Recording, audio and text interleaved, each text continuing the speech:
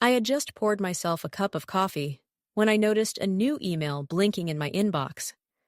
The sender's name made me smile instantly. Daniel, my son. I thought it would be something sweet, maybe a little update about the final details of his wedding, or even a casual, "Love you, Mom," before the big day. Weddings are stressful, I reminded myself. Sometimes even the smallest message feels like a lifeline in the chaos. I put the mug down, leaned closer to the screen, and clicked it open with the kind of anticipation only a mother understands. The email contained just 2 sentences. "Mom, we've decided it's better if you don't come to the wedding. You can watch through Zoom." That was it. No greeting, no warmth, no explanation beyond those 14 words. At first, I blinked, convinced I had misread. I even refreshed the page, as though the text might magically rearrange itself into something less cruel. But it didn't change. The words remained fixed there, black against white, sharp as glass. I stared at them for a long time. My coffee cooled beside me, untouched. Not coming to his wedding? My son, the boy I raised, the man I had supported through every stumbling step of adulthood, was telling me I was unwelcome at the most important day of his life. My mind flicked back, unwillingly, to the transfer I had made just weeks before. 30,000, wired to his account for the venue and initial expenses. I remembered the relief in his voice when I told him I'd handle it. He had said, "Thanks, Mom. You're really saving us." And now this. I thought about the wedding we had discussed so many times. He had shown me the photos of the vineyard in Napa Valley, describing how the light would fall just before sunset, how the vines would frame the ceremony. I had smiled, pretending I could almost see it myself, picturing where I might sit, how proud I would feel when he looked toward me as he said his vows. But apparently, in his vision of the perfect day, there was no place for me. I should have cried. That would have been the natural response. Instead, a strange stillness settled over me, like a blanket of snow muffling everything it touched. My hands did not tremble. My chest did not ache. My eyes stayed dry. It was as though something inside me had gone quiet, observing the moment with icy clarity. I clicked reply. For a long moment, I hovered over the keyboard, my mind racing with all the words I could unleash. I could demand an explanation. I could remind him of every sacrifice I'd made. I could beg him to reconsider. Instead, I typed just 4 words. "All right, enjoy your day." No more, no less. And as I hit send, I knew something irreversible had shifted. This wasn't just about a wedding anymore. It was about a lifetime of giving, and the moment I finally realized the cost. The reply was sent, and yet I couldn't pull myself away from the screen. I kept staring at the small rectangle of text, his email, my response like 2 sides of a coin tossed into the air. I had chosen silence disguised as politeness, but I knew those 4 words would echo louder than any plea. "All right, enjoy your day." It wasn't anger, it wasn't forgiveness. It was something else entirely, a quiet resignation, but also a line in the sand. I leaned back in my chair, the faint hum of the refrigerator filling the silence of my kitchen. The morning light spilled across the table, touching the unopened pile of bills, the half-finished grocery list, the bottle of vitamins I always forgot to take. Everything looked the same, but nothing felt the same. For 30 years, I had built my life around Daniel and his sister, Sarah. Every decision, every sacrifice, every sleepless night, it was always about them. When their father walked out and left me with 2 young children and a mortgage, I told myself it was fine. I didn't need vacations. I didn't need new clothes. I didn't even need rest. What I needed was to make sure they were okay. That became my purpose. And now, my son had reduced me to a spectator in his life, not a guest of honor. Not even an afterthought, just a live stream viewer, like some distant acquaintance. I closed the laptop slowly, the hinge creaking louder than usual. My coffee was stone cold, but I lifted the mug anyway and took a sip. Bitter, flat, perfectly fitting for the moment. My phone buzzed on the counter. A message from Sarah. "Mom, did Daniel talk to you yet about the wedding?" I didn't answer. I didn't know how. I grabbed my purse and keys, forcing myself into the rhythm of an ordinary Tuesday. Work awaited. Spreadsheets, deadlines, numbers that never asked questions. At least at the office, things followed rules. 2 plus 2 always equaled 4. People, unfortunately, were never that simple. The drive was quiet. Colorado's early spring air still sharp with leftover frost. Trees lined the roads, their branches just beginning to bud. It should have felt like renewal, like hope. Instead, all I saw was distance between the season that was coming alive and the part of me that had just been told I wasn't welcome. I parked outside the office and sat there for a moment, staring at the steering wheel. My reflection in the rearview mirror caught my eye. The faint lines around my mouth, the tiredness I usually ignored. For once, I didn't look away. Inside, I greeted the receptionist, forced a smile, and walked to my desk. My boss, Mark, passed by a few minutes later. He glanced at me, then paused. "You okay?" he asked gently. I wanted to tell him. I wanted to say, "My son just uninvited me from his wedding," but instead, I shook my head lightly and said, "Didn't sleep well." He nodded without pressing further and set a latte on my desk. No questions, no judgment. Just a small act of kindness, and that nearly undid me. By lunchtime, the emails on my screen had started to blur together. Numbers, invoices, spreadsheets, everything I normally kept sharp focus on looked meaningless, like static. My mind wasn't in the office. It was circling the same question over and over. How did we get here? I thought back to nights I hadn't remembered in years. Nights when the kids were still small, and I stayed awake after they'd gone to bed, my desk covered in bills and overdue notices. The mortgage, the utilities, the cost of food that seemed to rise faster than my paycheck. I remember staring at those numbers, trying to figure out how to stretch $1 into 3, whispering to myself, "You'll make it work, Helen. You always do." And I did. I worked weekends. I picked up extra bookkeeping jobs on the side. I said no to dinners out, no to new clothes, no to vacations. When my coworkers talked about their trips to Hawaii or Italy, I nodded politely and thought about the sandwiches I'd packed for the kids' school lunches. I told myself it was temporary, that one day they would understand the sacrifices, that they would look back and know I gave them everything I could. When Daniel got into college, I didn't hesitate. He needed tuition, he needed books, he needed a car to get to campus. I co-signed the loans, drained my savings, skipped repairing the leaking roof for another year. When Sarah decided she wanted to switch her major halfway through, I told her not to worry about the cost. "Do what makes you happy," I said. Happiness, that was the currency I wanted to give them. I never kept track of the dollars or the hours lost. That's not what mothers do.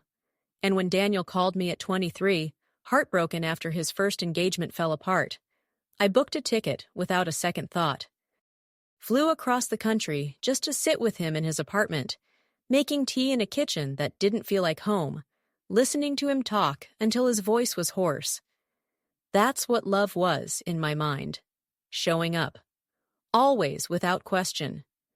But love, I was realizing now, was not always repaid in kind. The memory of that email flashed again in my head. 14 words that undid 3 decades of sacrifice.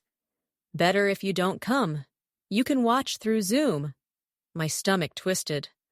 I thought of all the birthdays I planned by myself, the holidays I decorated for when no one bothered to show up, the Thanksgiving turkey that went cold because my children had other plans.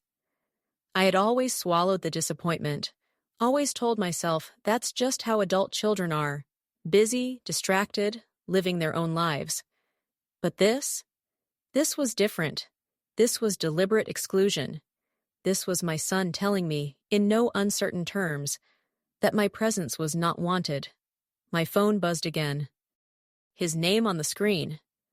Another call I didn't answer. I stared at it until it stopped ringing, then set it face down on the desk. For the first time, a thought entered my mind, sharp, dangerous, liberating. Maybe it's time to stop being the one who always shows up. That afternoon, I walked through the office as if moving underwater. My coworkers' voices drifted around me, snippets of jokes, complaints about deadlines, the usual background noise of life, but none of it reached me. I felt wrapped in something heavy and invisible, as though the silence in my chest had taken physical form. When I finally returned home, the first thing I noticed was the blinking red light on my answering machine. Old-fashioned, I know, but I never got rid of it. Daniel's voice filled the room as soon as I pressed play. "Mom, please pick up. This isn't funny. We need to talk." The next message. "Mom, I didn't mean it like that. Just call me back, okay?" By the third voicemail, his tone had shifted from commanding to pleading. But I didn't return the call. I couldn't, not yet. I sat in the living room with the phone in my lap, listening to the silence that followed each message. My house felt bigger than usual, emptier. Maybe it always had been, and I just never let myself notice. For so long, my role had been clear. I was the safety net, the one who answered at midnight, the one who paid the bill when something went wrong, the one who carried the weight so they didn't have to. And in return, I told myself, there would be gratitude. Not every day, not even every year. But eventually I thought they would see me. Now I realized that waiting for recognition was like waiting for a letter that would never come. I stood and walked into the kitchen, pouring myself another glass of the wine I'd opened the night before. I leaned against the counter, the glass cool in my hand, and thought about all the little ways I had erased myself for them. The dress I put back on the rack because Sarah needed money for textbooks. The weekend getaway I never booked because Daniel's car insurance was due. The friends I drifted away from because there was never time for both family and myself. What had all of it added up to? A son who sent me a 2-sentence email cutting me out of his life's most important day. I felt a flicker then, not anger, not grief, but something harder, sharper. A clarity I hadn't tasted in years. I walked back to the laptop and opened my bank account. The numbers glowed on the screen. Tens of thousands already gone to a wedding I wasn't invited to, with another transfer scheduled for the end of the week. For the first time in decades, I didn't feel like someone's mother. I felt like a woman standing on the edge of a choice. I could let this go, pretend it didn't matter. Wire the money, watch the wedding from behind a computer screen, play the role I'd always played, quiet, dependable, invisible. Or I could do something else. The silence in the room was so complete, I swear I could hear my own heartbeat. And in that silence, a decision began to take shape. The next morning, I woke up before my alarm. For years, I had dragged myself out of bed to face another long day, coffee, traffic, spreadsheets, bills, but that morning felt different. My body was buzzing, restless. I made my coffee, but this time I didn't linger over it. I didn't check emails or scroll aimlessly on my phone. Instead, I opened my laptop, signed into my bank account, and stared at the scheduled wire transfer set to leave my account on Friday. $40,000. It sat there like a weight, daring me to click cancel. I closed the laptop, grabbed my keys, and left the house. The spring air was brisk, sharp enough to sting my cheeks, but I hardly noticed. My mind was focused, clear in a way it hadn't been for years. The bank was only 10 minutes from my office. I'd been there so many times over the years, setting up college funds, renewing CDs, adjusting retirement contributions. The staff all knew me by name. "Mrs. Morris, good morning." "How are the kids?" they would always ask. The kids. Always the kids. Never me. When I walked through the glass doors this time, something was different. I wasn't here for Daniel or Sarah. I was here for myself. Carlos, the branch manager, looked up from his desk and smiled. "Mrs. Morris, always good to see you. What can we help you with today?" I sat down across from him, placing my purse carefully on the floor. My voice was calm, steady. "I need to cancel a transfer." He blinked, tapping on his keyboard. "Of course. Which one?" "The 40,000 scheduled for Friday." His fingers froze mid-type. He glanced at the screen, then back at me. "That's a large transaction. May I ask why?" I met his eyes. "The circumstances have changed." He hesitated, studying my face as though searching for a crack, a sign of hesitation. "There may be a small cancellation fee depending on timing, but let me check." He clicked a few more keys. "Actually, you're in luck. It hasn't processed yet. I can stop it immediately." He leaned forward slightly. "Are you sure, Mrs. Morris? 40,000 is significant." I nodded. "I'm sure." For a moment, silence stretched between us. I think he wanted to ask more questions, but he didn't. Instead, he printed the form, slid it across the desk, and handed me a pen. I signed my name with a steadiness that surprised even me.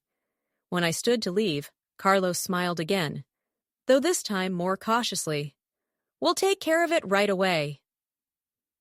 Outside, the sun had risen higher, scattering light across the parking lot. I paused on the sidewalk, taking a deep breath. My phone buzzed in my purse. Daniel again. I didn't even check the screen before silencing it. I felt lighter walking back to my car, like I had finally set down a burden I'd been carrying for decades. For the first time in years, the money wasn't for them. It was mine to keep.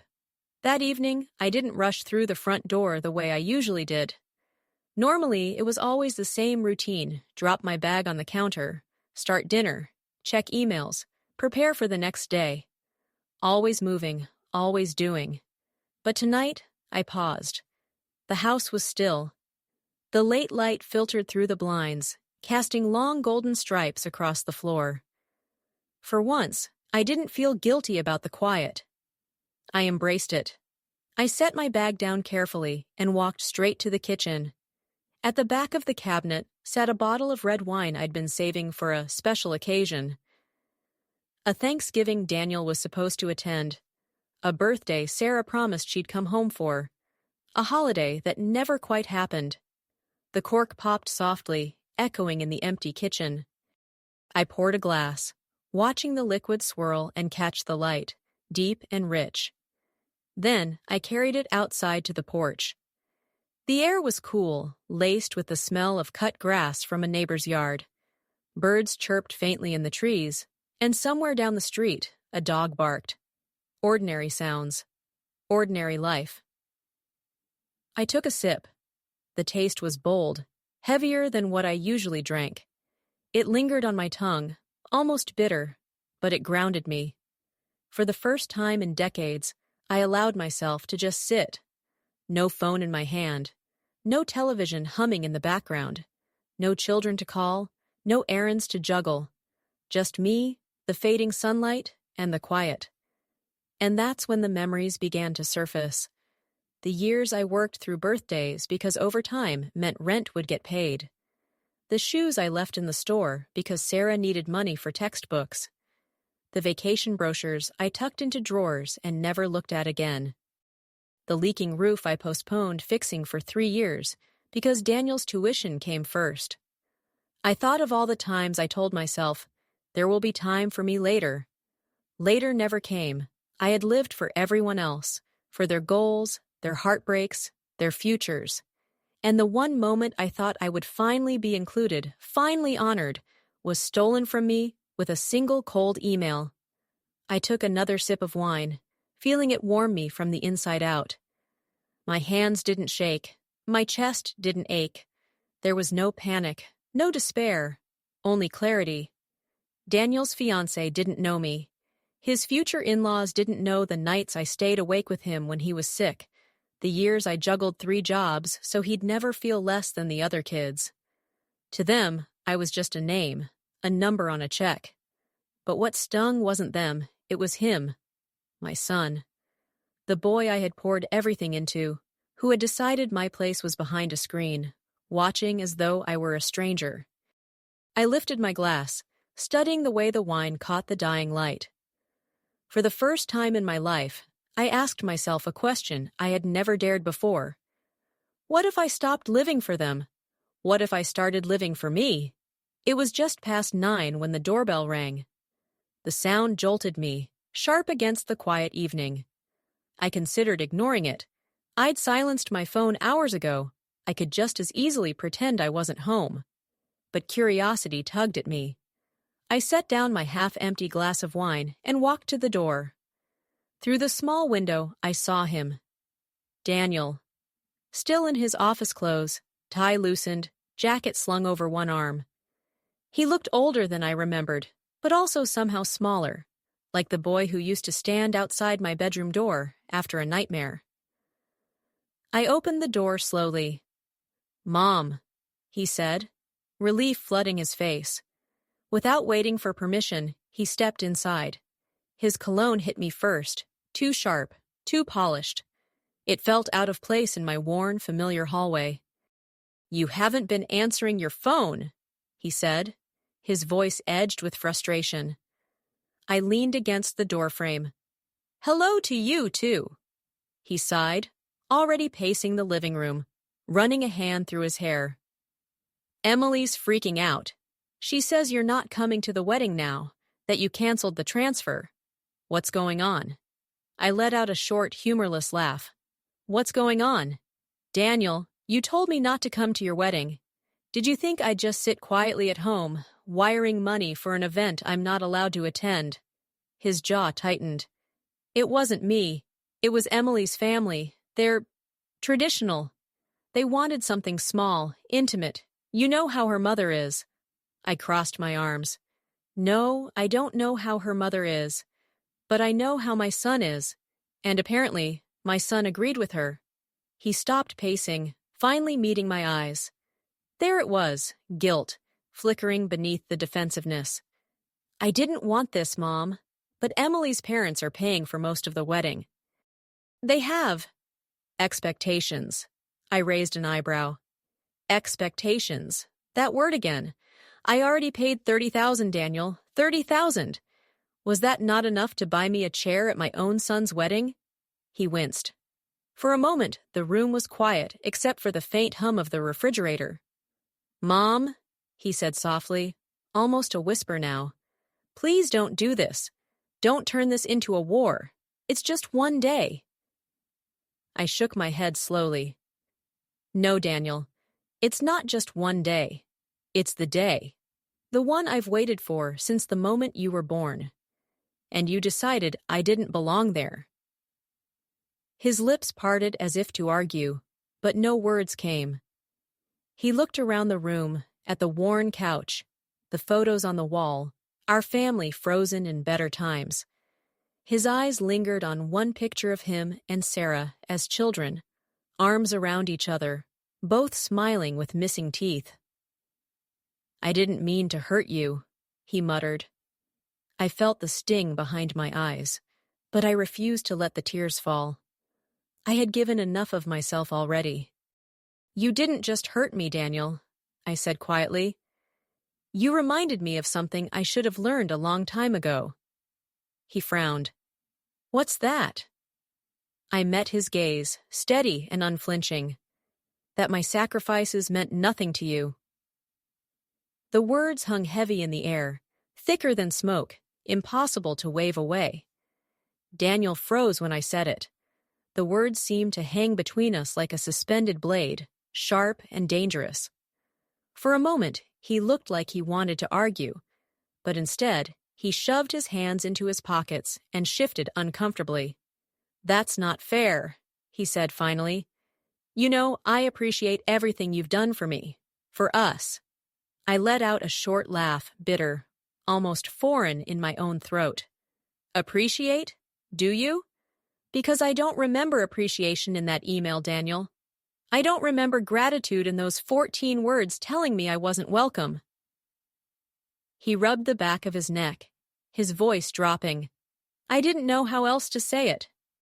Emily's mother was insistent, and I didn't want to fight. I thought maybe you'd understand. Understand? My voice sharpened, surprising even me. You thought I'd understand being erased from your wedding, after decades of being the one person who never left your side? His eyes flickered with something shame, maybe, but he quickly masked it with a practiced calm. It's complicated, Mom. Families are complicated. Emily's parents are different. They're contributing a lot. I didn't want to upset them. I took a step closer, lowering my voice. So you upset me instead. Your own mother.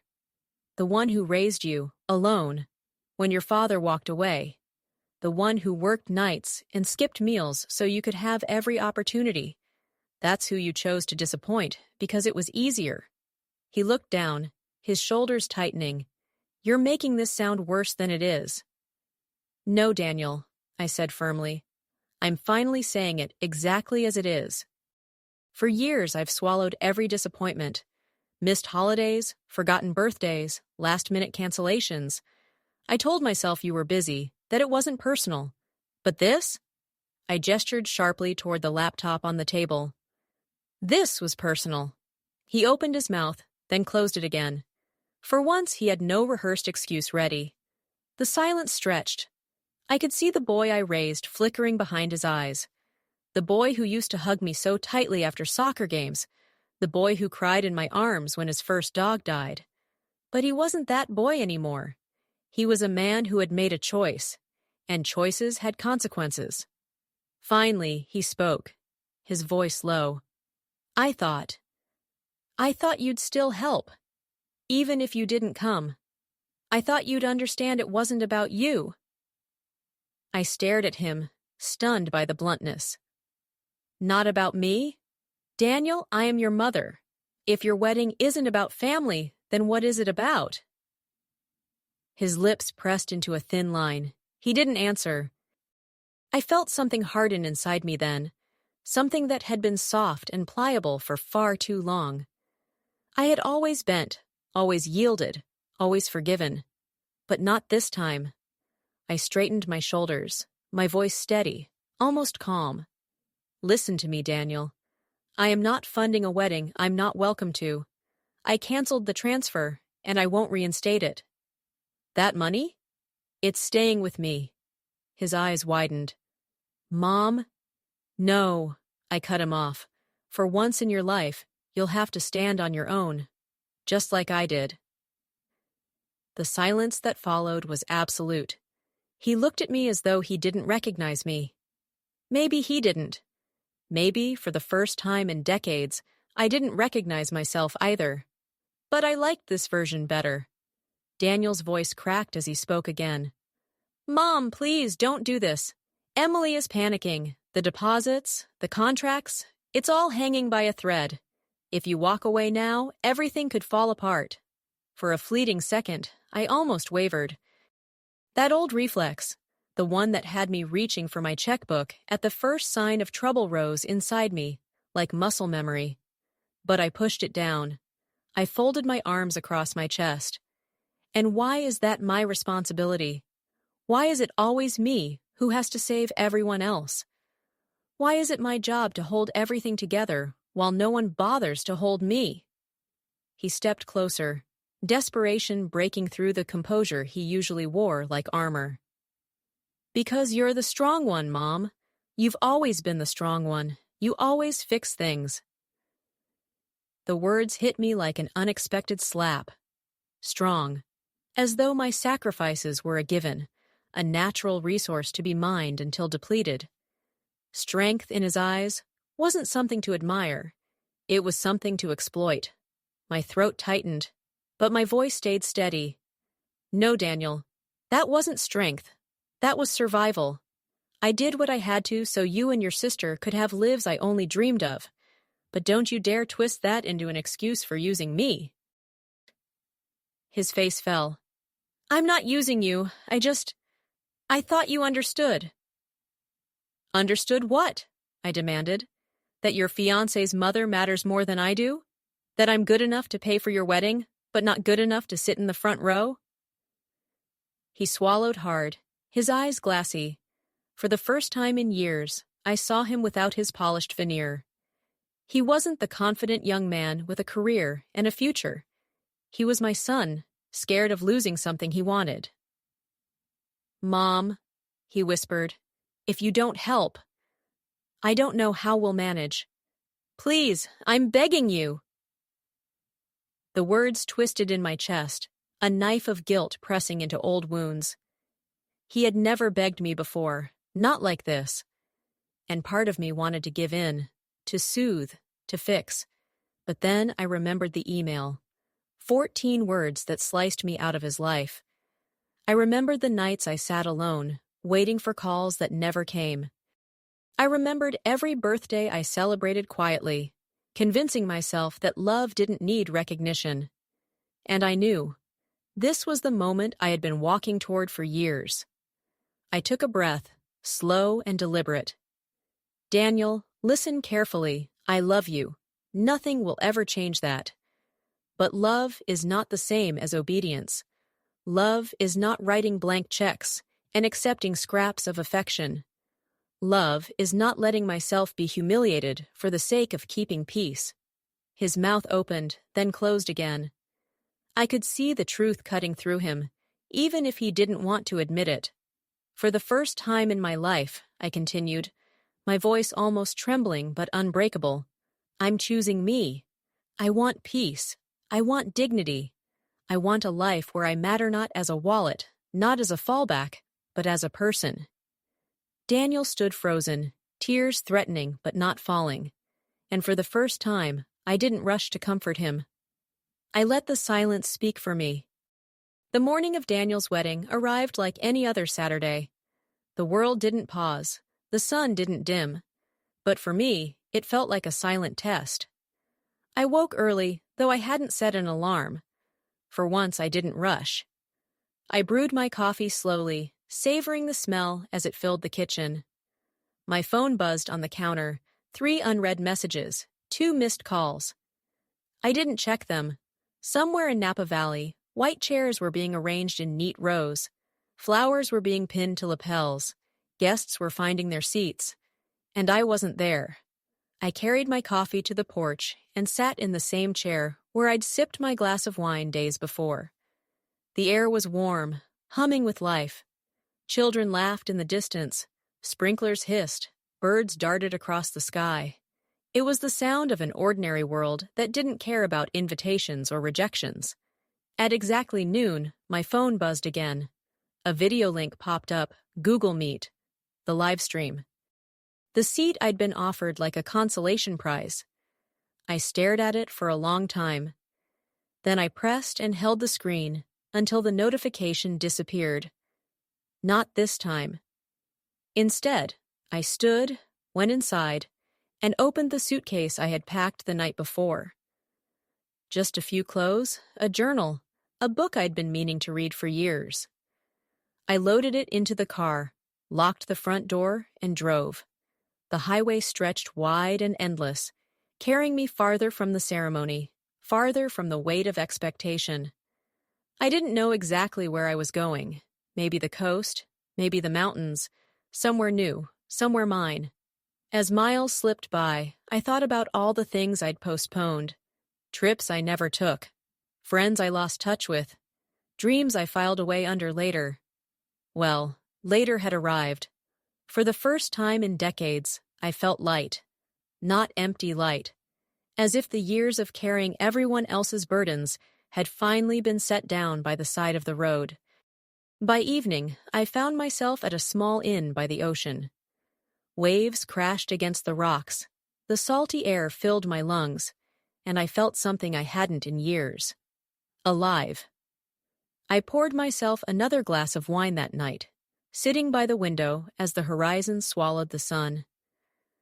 Somewhere far away, my son was probably dancing, smiling for photographs, toasting to his new life. And for the first time, I realized I didn't need to be part of it to reclaim my own.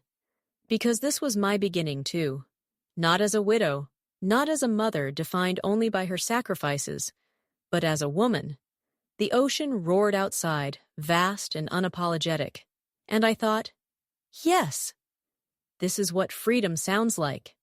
I raised my glass, not to the wedding I wasn't invited to, but to the life I was finally choosing for myself. And I smiled.